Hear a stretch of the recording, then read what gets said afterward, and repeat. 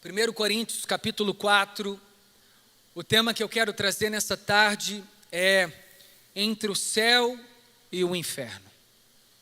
Nós precisamos aprender a viver nessas duas realidades e de forma homogênea, elas se misturam. A gente não sabe discernir com clareza em que momento estamos vivendo na realidade celestial e numa realidade a partir da tentação e de uma natureza caída. Mas as Escrituras, que é viva, a palavra de Deus, ela que divide a alma do Espírito, ela está aqui para nos nortear e para nos capacitar a compreender essas duas esferas. Abra comigo, leia também, acompanhe aí a leitura a partir da primeira carta aos Coríntios que Paulo escreve. A partir do verso 4 ele diz: sempre dou graças ao meu Deus por vocês, por causa da graça que dele receberam em Cristo Jesus, pois nele vocês foram enriquecidos em tudo, isto é, em toda palavra e em todo conhecimento, porque o testemunho de Cristo foi confirmado entre vocês, e de modo que não há falta entre vocês de nenhum dom espiritual, enquanto vocês esperam que o Senhor Jesus Cristo seja revelado. Ele os manterá firmes até o fim, de modo que vocês serão irrepreensíveis no dia do nosso Senhor Jesus Cristo. Fiel é Deus, o qual os chamou a comunhão com o seu Filho Jesus Cristo, o nosso Senhor. A segunda parte do texto: irmãos, em nome do nosso Senhor Jesus Cristo, suplico que vocês concordem uns com os outros, que falem para que não haja divisões entre vocês, antes que todos estejam unidos em um só pensamento, em um só parecer. Meus irmãos, fui informado por alguns da casa de Cloe de que há divisões entre vocês. Com isso quero dizer, algum de vocês afirma: eu sou de Paulo, eu sou de Apolo, eu sou de Pedro, ou ainda eu sou de Cristo. Acaso Cristo está dividido? Foi Paulo crucificado em favor de vocês? Foram batizados em nome de Paulo? Dou graças ao meu Deus que por não ter batizado nenhum de vocês, exceto Crispo e Gaio, de modo que ninguém pode dizer que foi batizado em meu nome. Entre parênteses, 16, batizei também os da casa de Estéfanas. Além desses, não me lembro se batizei alguém mais, pois Cristo não me enviou para batizar, mas para pregar o Evangelho, não porém com palavras de sabedoria humana, para que a cruz de Cristo não seja esvaziada. Feche os seus olhos por mais um minuto, vamos orar. Pai, te damos graças, te louvamos por essa palavra, que é viva e eficaz, mais penetrante que uma espada de dois gumes. Oramos para que o teu Santo Espírito possa descortinar o nosso coração, nos aperfeiçoar para a glória do nome de Jesus. Amém. Meus irmãos, nós estamos aqui diante da carta de Paulo, a igreja mais carismática que ele escreve as suas epístolas e também as suas cartas. Paulo escreve à igreja de Corinto, praticamente para corrigir a igreja de Corinto na primeira carta que Paulo escreve, muito provavelmente na sua terceira viagem missionária. Paulo planta a igreja na região da Caia. E isso dá a Paulo a autoridade também de catequizar, de ensinar, de conduzir, de orientar esta mesma igreja. Quando Paulo sai desta viagem missionária naquela região da Grécia meridional, Paulo ouve a respeito da fé daqueles irmãos. Parece que eles estão pervertendo. Paulo reconhece nos primeiros passos da igreja que é uma igreja carismática. Carisma quer dizer praticamente charisme. Essa palavra quer dizer, transliterada do grego para o português, dons. E dons é a graça dado ao homem gratuitamente. Então a igreja que Paulo vai escrever, ele reconhece como a igreja que mais tinha dons espirituais visíveis entre os irmãos, mas também a igreja que mais estava encharcada no pecado. Ou seja, é super possível uma igreja está empapuçada de dons e automaticamente empapuçada de pecado. Parece que lendo a carta aos Coríntios, ela não se divide em doutrinas, mas em problemas. O capítulo 1, o capítulo 2, cada capítulo é um problema. Mas isso também nos diz que onde há problema também há uma oportunidade para a ação divina do Espírito Santo e do poder e do agir de Deus. Por que eu escolhi o tema entre céu e inferno para que a gente medite aqui a partir dessa carta? Irmãos, Paulo começa dizendo: sempre dou graças ao meu Deus por vocês, por causa da graça que dele receberam em Cristo Jesus. O que tudo indica é que Paulo está aqui reconhecendo de onde esses irmãos saíram. Esses irmãos saíram de uma condenação eterna no inferno. Os gentios, esses que não eram judeus por sangue, todo aquele que era gente, todo aquele que era distante à aliança, eles eram chamados de gentios. O mundo imerso no paganismo, idólatras, imorais, estranhos, distantes das promessas abraâmicas, da promessa noética, da promessa davídica, da promessa mosaica, da promessa adâmica. Parece que esses homens gentios, eu e você, foram homens que receberam a graça de Deus. E isso faz com que Paulo reconheça, porque apesar dele ser um judeu, um homem que cresceu dentro da escola rabínica, aprendendo as escrituras, a revelação especial dada a Moisés, Paulo também reconhece que ele é o maior homem que carece da graça de Deus. E é isso que ele vai fazer. Qual que é a realidade do céu que vivemos? Estávamos no inferno. E ele, escrevendo aos Colossenses, ele diz: Jesus nos arrebatou do império das trevas imediatamente para o reino do Filho do seu amado, ou do seu amor. Irmãos, nós saímos, uma vez que reconhecemos Cristo como Senhor da nossa vida, imediatamente nós não passamos por um sistema intermediário chamado purgatório, a fim de sermos aperfeiçoados. No Antigo Testamento e na Antiga Aliança, esse lugar é chamado de seio de Abraão.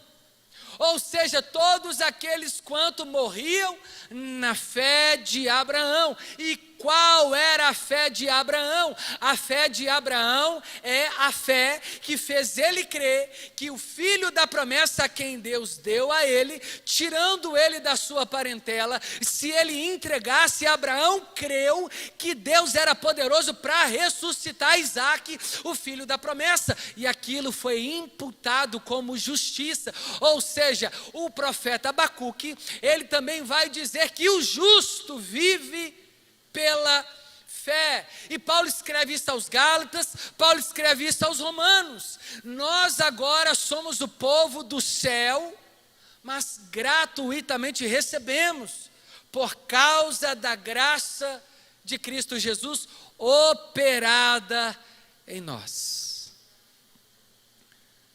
Você e eu merecemos o inferno, mas recebemos o céu por herança. Tiago, todo ser humano vai para o céu? Óbvio que não. Quem dera. Tiago, todo ser humano por ser mal vai para o inferno? Óbvio que não, por causa de Cristo Jesus. Mas todo ser humano, após o pecado, tem como direito e justiça ir para o inferno. Para que a justiça de Deus se satisfaça, uma vez que o homem transgride, ele precisa ir para o inferno. Porque o homem, Adão, transgrediu diante do jardim do Éden, onde ele comia do fruto da eternidade. A transgressão do homem também foi eterna. Logo, a sua culpa também precisa ter como consequência eternas. Deus fez o inferno justamente ciente de que homens iriam transgredir de forma eterna, e foi isso que aconteceu lá no Éden. Mas a história não para na consequência do pecado, a história continua na absorção da justificação do homem. Jesus, antes mesmo que Adão pecasse, ele já estava preparado como o Cordeiro de Deus para tirar o pecado do mundo. Existe salvação fora de Jesus? Não. A criação pode revelar a glória de Deus, mas salvar o homem? Não. O que pode salvar o homem? Jesus Cristo, Ele é o único mediador entre Deus e os homens. A revelação, a natureza revela o Criador, mas não salva a criatura. O único que pode salvar a criatura é aquele enviado pelo Criador, que se tornou criatura para salvar a criatura caída, para justificá-la, a fim dela ser criatura regenerada. Meu Deus, aleluia. A justiça de um justo justificou a justiça de um justo, para que nós não tenhamos justiça própria, mas os méritos na justiça do Cristo. O homem só pode ser salvo por Cristo. Céu, isso é o céu, isso é a eternidade, isso é o lugar da nossa morada eterna. Eu vou morar no céu, eu vou. Você também vai, irmãos? Sozinho? Não. Você vai por onde? Pelas pisadas de algum profeta? Não. Você vai pelo seu sacrifício? Não. Você só vai para o céu porque o céu veio ao seu encontro mediante Jesus. Aquele que tem um filho tem também o Pai. E a vida eterna já o pertence. É isso que Paulo está reconhecendo, pois nele vocês foram enriquecidos em tudo. Irmãos, você pode ficar rico, pode, mas é tão difícil um rico entrar no reino de Deus. Ai, Tiago, quer dizer que todo rico vai para o inferno? Não. Tem pobre que vai para o inferno. E tem rico que vai para o céu. Por que Jesus diz isso? Porque muitos colocam a sua expectativa nas riquezas, e é impossível servir a dois senhores. Ou você serve a Mamon, ou você serve ao Deus Yahweh, Jeová, o eu sou o que sou. Mas por que eu estou dizendo isso? Porque Paulo mostra a verdadeira riqueza do homem. Nós não seremos enriquecidos. Efésios capítulo 1, 3, diz que nós já somos abençoados com toda sorte de bênção nas regiões celestiais. Então, se te chamarem para ir aí em qualquer campanha para você ficar rico, fique esperto. Você já é rico, irmãos. Em Cristo Jesus não existe riqueza melhor do que colocar a sua poupança na eternidade, porque onde ela estiver, ali também estará o seu tesouro. Essa é a nossa maior fonte de riqueza. Tem muito rico que ao final da sua jornada morre e é enterrado em um caixote de madeira e recebe flores. Não levou um centavo para onde foi.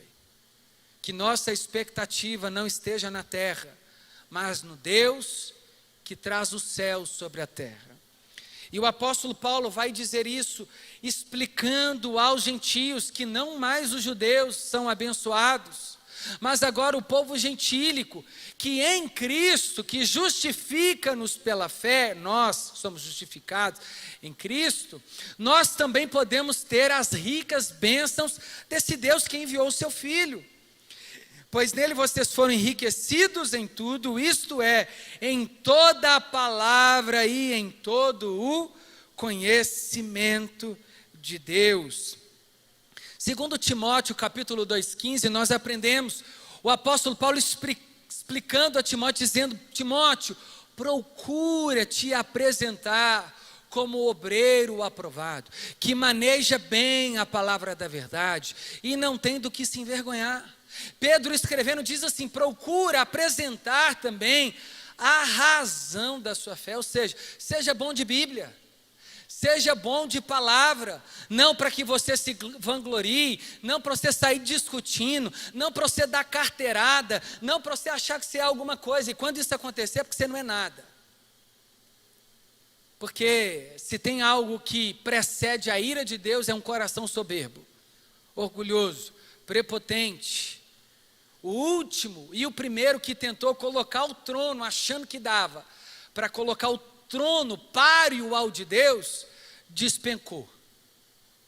E vai receber uma condenação eterna. Para ele tem mais jeito não. Irmãos, você lembra, eu me lembro que quando eu me converti, eu pensava assim, Deus, eu estava no retiro da nossa igreja, naquela época, há mais ou menos 14 anos atrás, e eu pensei assim, nova criatura, cru de Bíblia, até hoje eu sou, só que hoje eu acho que eu atrapalho menos a Deus e entendo um pouco mais do que aquele tempo, e muito menos do que eu preciso. Eu pensei assim, por que o senhor não salva o capeta? Aí ele para de ser inimigo, converte o diabo. Aí eu fui entendendo que não tinha como, porque o pecado de Satanás também foi eterno. Então não tem como converter o inimigo das nossas almas, porque ele pecou eternamente, a condenação é eterna. Irmãos, isso me faz entender que quando Paulo diz que nós devamos ter conhecimento, não é ao bel prazer. O gentio que é distante das promessas dadas a Israel, eles agora têm a obrigação de proclamar oralmente, de dizer que nós somos ricos e que nós temos em nós a palavra que nos garante a salvação. O homem, ele é salvo pela graça, mediante a fé, mas é dado a ele o conhecimento pela palavra. Uma igreja que não explica, que não prega, que não anuncia a palavra, é uma igreja manca, coxa, estúpida. É uma igreja que ela não é igreja, porque não tem como ser igreja sem a palavra que outorga, que testifica, que chancela, que autentica que ela é igreja. Você já viu uma igreja que é a noiva do noivo, mas que não está conhecendo, relacionando com o noivo? O nome disso é amor platônico. Mas Jesus nos chamou para um casamento, para o matrimônio, então a gente tem que conhecer o nosso noivo. É responsabilidade de todo cristão, de toda cristã, conhecer e prosseguir em conhecer as Escrituras e a palavra de Deus. Irmãos, invista mais em leitura, invista mais na Bíblia, invista mais na oração, invista mais na busca pela palavra, mas não perde o fogo, não perca a paixão, não perca o movimento de Deus por meio da sua igreja, apenas retém o que é bom, o que não for você tira, sem sair pisando, condenando as pessoas. Isso aqui é a realidade celestial. Agora, o que Paulo diz é, vocês foram enriquecidos pelo conhecimento completo, porque o testemunho de Cristo foi confirmado. Trata-se de uma referência ao momento da salvação. Irmãos, o testemunho de que somos verdadeiramente cristãos é o que Paulo precisa ensinar aos gentios. Eles são judeus porque eles circuncidaram. Passou um cerol no prepúcio. Eles deixam a barba crescer e usam talite. Eles ficam adorando a Deus mais ou menos 6 vezes ao dia. Eles colocam na mão e sobre a sua testa as promessas. Mas e vocês agora, como é que vocês saberão que são filhos de Deus? O novo nascimento, ele é visto também do lado de fora, mas ele precisa acontecer em um novo coração. Recebi um novo coração do Pai, coração regenerado, coração transformado. O novo nascimento, o testemunho de que somos pequenos cristos, ele é confirmado pelo novo nascimento. As coisas velhas ficaram para trás, tudo se fez novo em Cristo Jesus. Quer dizer que você tem que abandonar a sua esposa porque ela está mais velha? Não. Você tem que abandonar seu marido porque ficou mais velho. Não, você tem que abandonar a velha vida do adultério, a velha vida da mentira, a velha vida dos jeitinhos, a vida pagã, a vida idólatra, a vida imoral, a vida promíscua, a vida prostituta.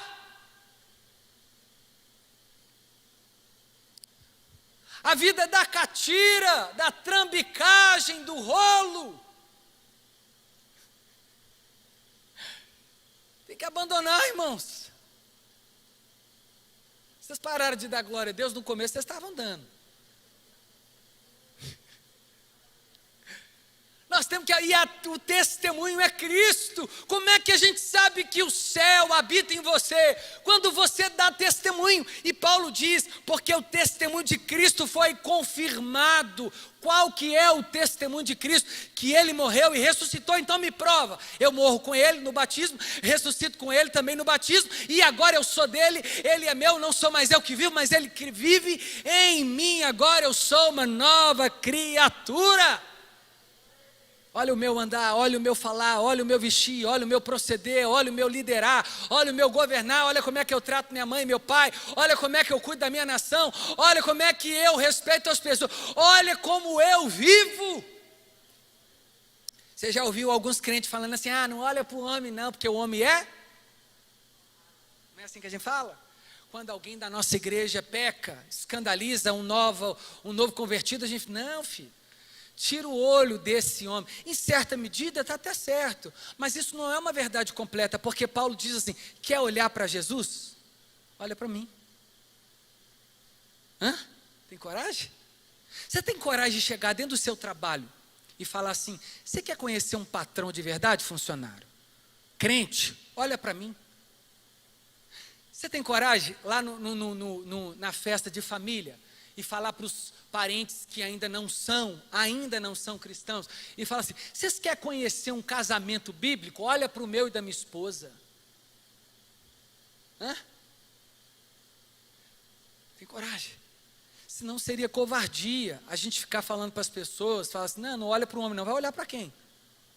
O testemunho de Cristo precisa ser evidenciado em você. Se o seu irmão olha para você e não vê Cristo, ele vai olhar para quem? É claro que tem que olhar para mim e para você, irmãos, para ele conhecer o céu, que já é realidade na nossa vida, em partes, sim, mas ainda não.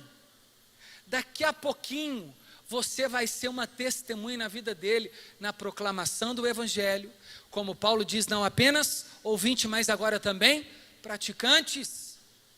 Então para com essa história, não olha para o homem, tem que olhar para o homem. É claro que se o homem caiu, você não vai cair, antes de estender a mão para ele levantar, mas tem que olhar para mim, tem que olhar para você. É por isso que o pastoreio, quem almeja o episcopado, excelente obra deseja, ele tem que ter critério, marido de uma só mulher, não dado ao vinho, não amante do dinheiro, hospitaleiro, equilibrado, manso, humilde. Não pode ser neófito ou novo na fé, porque ele precisa ser experimentado. Irmãos, nós precisamos colocar uma placa na nossa cabeça dizendo, olhem para Jesus através de mim. Só que a gente não tem coragem, lógico que não, porque a gente atravessa sinal vermelho. A gente não, o pessoal de outra igreja. Eles fazem isso. Trai a esposa, dá um jeitinho. Aí Paulo diz assim, isso tudo é realidade do céu. De modo que não falta em vocês nenhum dom espiritual. Dom, carisma. Dom quer dizer graça, dádiva. É a manifestação clara e plena do agir do Espírito em nós, apesar das nossas muitas limitações. Se tinha uma igreja que mais fluiu no dom, foi a igreja primitiva, a igreja apostólica. A sombra de Pedro curava, Paulo era aquele que ressuscitava até morto. Lembra do jovem que caiu da janela? Despencou. Paulo abraçou o homem, orou por ele, ele passou a viver. Aquele homem, o coxo, que estava ali na porta do templo de Formosa, eu não tenho prata e ouro, levanta e anda. Irmãos, esses homens fizeram coisas extraordinárias por meio dos dons. Afinal, quem eram eles da Liga da Justiça? Não!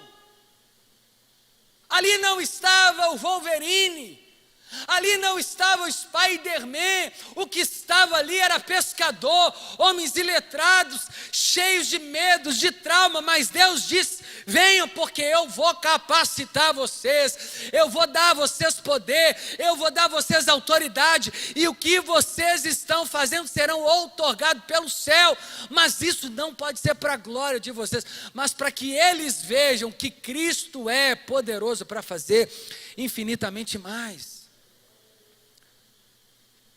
Esses homens receberam dons para manutenção, para a edificação da sua igreja. Essas bênçãos, elas são procedidas e destinadas a partir do Evangelho. A boa notícia só não nos permite nascer de novo, também traz consigo um kit completo. Nós temos uma responsabilidade sobre a continuidade dos dons. Nós cremos que Deus, que operou lá atrás, não da mesma forma, mas opera de novo. Ele ressuscita se Ele quiser. A mesma ação que estava sobre Pedro e Paulo, não com aquela mesma pretensão, com aquela mesma ênfase, mas se Deus quiser, Ele pode fazer mais uma vez, e nós cremos nisso. Os dons é uma dádiva de Deus dado à igreja para edificação mútua. Precisam levantar os mestres, isso é um dom, o ensino. A gnose e o conhecimento sejam levantados, mestres. Os profetas, dons de proferir as palavras de Deus, direcionando, corrigindo, chamando ao arrependimento. Os evangelistas que foram recheados de dons para proclamar o evangelho em todos os lugares. E fora os dons que dão suporte aos principais, o dom da ajuda, ministério de ajuda, do serviço, da administração, da fé, dons que atuam por muitas vezes por trás das cortinas, dos holofotes, que atuam aí nos bastidores. Dom da misericórdia, o dom do amor, o dom da fé, dom do socorro. Irmãos, Deus continua dando dons a homens, mas nós não podemos usar esses dons ao nosso próprio bel prazer. Esses dons precisam ser devolvidos em louvor e glória a Jesus, amém? E eles, enquanto vocês esperam que o nosso Senhor Jesus Cristo seja revelado, nós temos uma esperança em nosso coração. Isso tudo vai acontecer até aquele glorioso dia em que o céu será descortinado. Ele virá saltando em o seu cavalo branco sobre os montes. Nós o veremos. Ali seremos com ele arrebatados nos ares. Após a grande tribulação. Aleluia. Alguns já arrepiaram.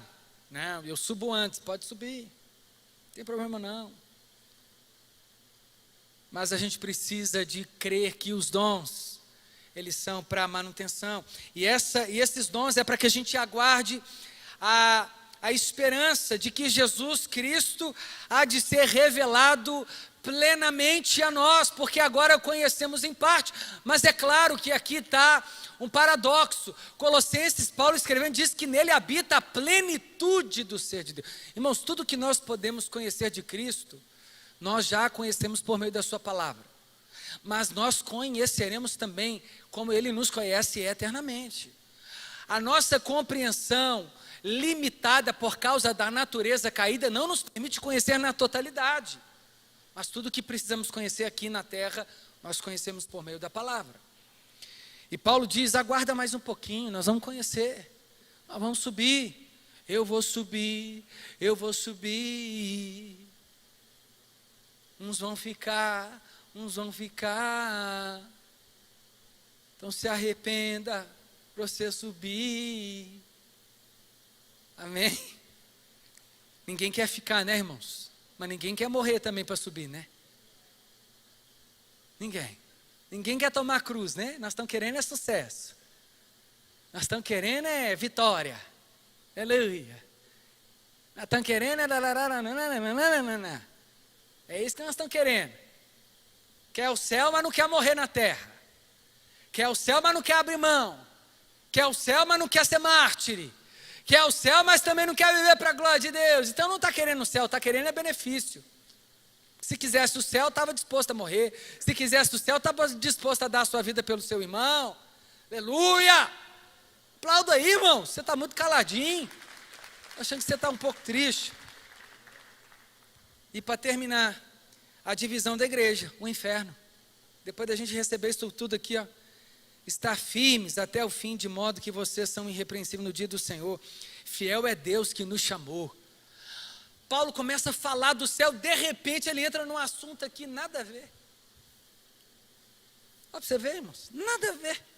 Nós estamos falando do céu, de repente Paulo começa assim, irmãos, quase que eu quebrei meu dente.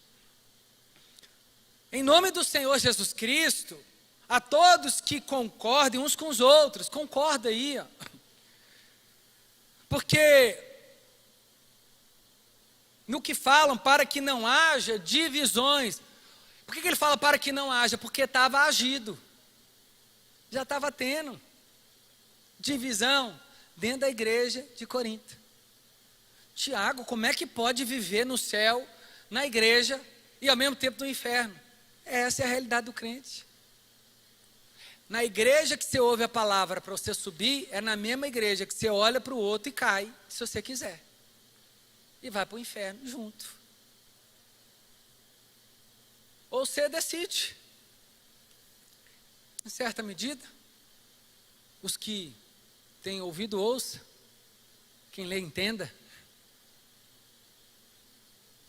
Para que não haja divisões entre vocês, antes que todos estejam unidos num só pensamento e um só parecer, quanto às doutrinas de Cristo, ressurreição, a principal, justificação pela fé. Tem que haver koinonia, comunhão, nós temos que ter um só pensamento. Você não pode desenhar um tipo de Cristo no seu coração, você não pode achar que Deus é do seu jeito de imaginar. Você já conversou com gente assim? Não, eu acho que Deus não é assim. Eu acho. Você tem que ter certeza, Deus é do jeito que Ele está na palavra. Ele ama, mas Ele também vinga. Tiago, você não pode falar isso de Deus não, mas não é eu que falo, não, é Ele que falou na sua palavra, que é Ele que vinga. A gente só aceita uma parte do caráter de Deus, a outra não. A gente ama o Deus que salva, mas odeia o Deus que condena. Não. Deus se revelou, está aqui. Então a gente tem que concordar. Aí estava acontecendo que alguns começaram a dizer assim, ó, meus irmãos, fui informado, aí Paulo, para não fazer fofoca, qual que é o princípio da fofoca? Não dá nome ao recado. Ó, fulano está dizendo aí, fulano chama como? Para não resolver com fulano. Cicrano, descobri que não é ciclano, é cicrano, sabia? Com R. Cicrano disse, é o jeito correto. Cicrano disse que você não sei o que, não sei. Quem que Cicrano falou? Na paz. 1 Coríntios diz isso. Chama ele, conserta. Traz uma testemunha. Se ele não quiser consertar, traz duas. Se ele não quiser, expõe a igreja. Se ele não quiser, abra mão. Aí fica falando um tanto de coisa. Falam fulano, mas quem que é fulano? Paulo diz assim, os irmãos da casa de Cloe. Não sabe se Cloe era homem ou mulher, até hoje. Mas não importa. Paulo deu o nome, falou assim, ó, a fonte que me falou que vocês estão dividindo foi lá da casa de Cloe. E não vai brigar com eles não, porque tem que ter juízo entre nós. que a gente às vezes vai correr atrás do fofoqueiro, né? Mas se for verdade, ok, ele vai dar conta com Deus, mas não deixou de falar do seu adultério, não deixou de falar do seu pecado. Você e eu que estamos dando mau testemunho, é só não praticar, ué. Aí ninguém fala, não deveria falar, mas por causa da nossa má prática, o povo fala. Aí Paulo fala assim, mas eu vou falar quem que falou, para resolver, não é para gerar discórdia, não é para gerar intriga. Uns estão dizendo eu sou de Paulo, uns estão dizendo eu sou de Apolo, outros estão dizendo eu sou de Pedro, outros estão dizendo eu sou de Cristo. Nem é aquele que diz ser de Cristo estava certo, sabe por quê? Porque nesse contexto aqui, segregacionista, clubinhos, turminhas, separatistas, os que diziam ser de Cristo achavam que estava certo, mas eles excluíam que era de Paulo, que era de Apolo, que era de Pedro, então estava errado também. Sabe aquele povo que arrota assim, não, eu não gosto de nada de fulano, eu sou de Cristo. Cuidado, nós precisamos uns dos outros, mas não achar que pertencemos a um grupo específico. A mesma igreja que estava experimentando dons, também estava experimentando divisão. Quem que somos nós para achar quem que vai para o céu ou não? Ele diz, com isso quero dizer, aí ele fala, 13, acaso Cristo está dividido? Em que momento que o corpo de Cristo foi dividido? Não dividiu. Em favor de vocês Cristo foi crucificado. Eu não fui chamado para batizar. Paulo diz assim, que a minha missão não é que não seja não batizar, mas é primeiramente proclamar o Evangelho. Você pode ficar de pé no seu lugar?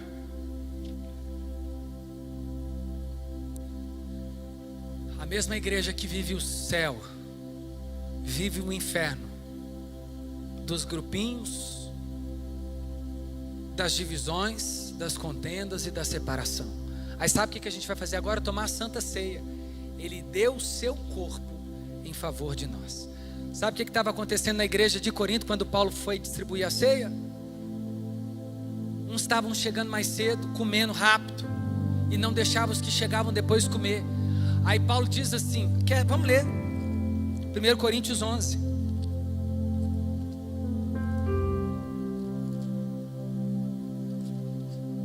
Entretanto, nisto que vou dizer, 17, não vos elogio, as reuniões de vocês mais fazem mal do que bem, porque há divisões entre vocês.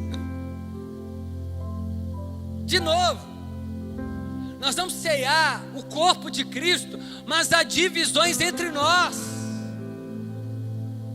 Como é que faz, Tiago? Não ceia, não, ceia e conserta, ceia e se arrependa, ceia e coloca a casa em ordem, ceia e volta para casa, ceia e liga para a esposa, ceia e liga para o filho, ceia e conserta com o pai e com a mãe, ceia e assume o seu papel na liderança. Ele diz assim, será que vocês não têm casa onde comer? Porque uns chegam, comem, embriagam, mas eu recebi do Senhor aquilo que também vos entreguei, que na noite em que Jesus foi traído, tendo tomado o pão, o partiu e disse, este é o meu corpo que é dado por vós. Por semelhante modo também tomando o cálice, ele disse, este cálice é a nova aliança do meu sangue, fazei isso todas as vezes que o beberdes em memória de mim, porque quando comerdes o pão e beberdes este cálice, anunciai a morte do Senhor até que ele venha. Era o que Paulo já tinha dito lá no início da carta aos Coríntios, ele vai voltar, mas a gente não pode ser pego em divisão.